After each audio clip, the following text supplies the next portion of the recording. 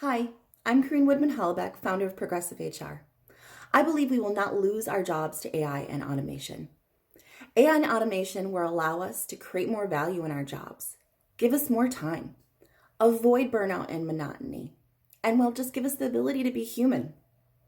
The World Economic Forum stated last year that 85 million jobs will be eliminated by AI and automation in the year 2025. Yes, and 97 million jobs will be created by the use of AI and automation. That's an additional 12 million jobs globally.